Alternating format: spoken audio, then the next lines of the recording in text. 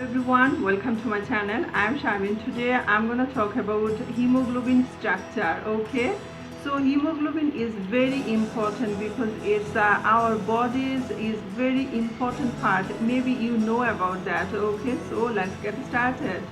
Hemoglobin is the oxygen carrying pigment found in red blood cell. Okay, so and is a globular protein, and we have seen that it's made up of 4 polypeptide chains. So it has a quaternary structure, and each chain is itself a protein known as globin.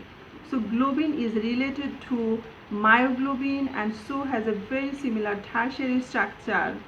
And there are many types of globin. 2 types are used to make hemoglobin, and these are known as alpha-globin and beta-globin. So these two of the hemoglobin chains called alpha chains and are made alpha-globin. Okay, important in holding in its correct 3-dimensional shape. So you can see here, this is a beta chain and this is alpha chain. This is the heme group. Okay, so and you can see this one is iron and oxygen molecule can bond with iron atom. Okay, so this one is the oxygen, red color is the oxygen, black color is the carbon, nitrogen, and okay, and here is the oxygen also. So all the molecules are bond with the iron.